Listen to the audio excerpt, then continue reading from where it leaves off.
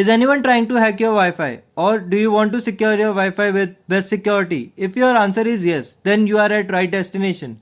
Today I am going to tell you 5 easy methods by which you can level up your Wi-Fi protection so that hackers won't be able to hack you. Hi guys, welcome to Youth Destination. My name is Rab, so let's begin. Before we move further, it is very important to know why it is important to secure your home Wi-Fi. Suppose a hacker gets into your home Wi-Fi network, he could collect your private information such as your credit card information or steal your important login credentials and send threat messages to kill anyone from your IP address, which is enough to send you behind the bars.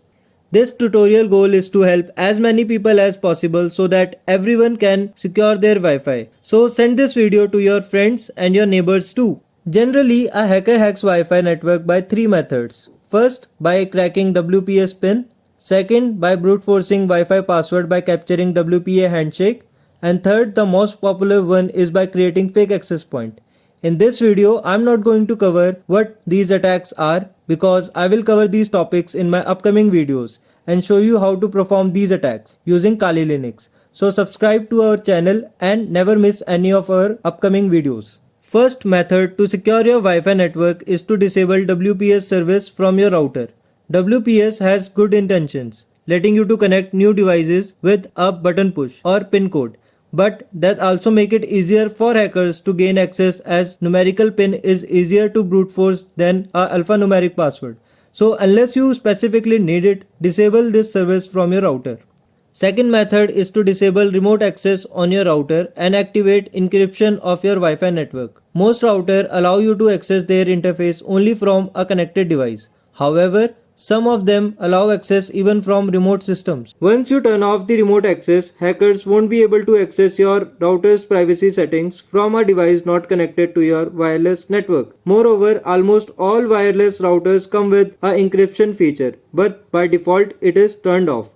Turning on your wireless router's encryption settings can help you to secure your Wi-Fi network. Make sure you turn it on immediately after your broadband provider installs the router. There are many types of encryption available in the router. The most recent and effective is WPA2. Third method is to set strong Wi-Fi password and update it in every 2 months. You might be asking why.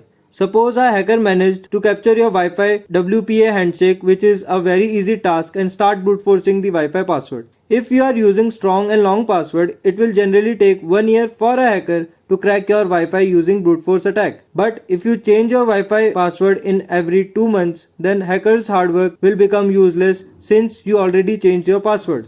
Fourth method is to use your Wi-Fi in 5 GHz frequency wherever possible, because I'm assuming the hacker who is trying to hack into your Wi-Fi is not a professional hacker. He might be a kid or one of your neighbor. Wi-Fi generally works on 2.4 GHz frequency. The chances are very high that the hacker does not have Wi-Fi adapter that works on 5 GHz frequency and support monitor mode and packet injection, because it is uncommon. So if the hacker has Wi-Fi adapter that works on 2.4 GHz frequency, then it becomes impossible for a hacker to even de-authenticate you from your Wi-Fi network and capture WPA handshake as your network is working on 5 GHz frequency. Fifth and the last method is to change your default credential such as your Wi-Fi name and router password. Generally, default Wi-Fi name represents router manufacturer name and model of your router, which is an important information for a hacker as he can check for any known vulnerabilities of that router model on the internet, or he can use default ID password to get into the Wi-Fi configuration settings. That's all for today.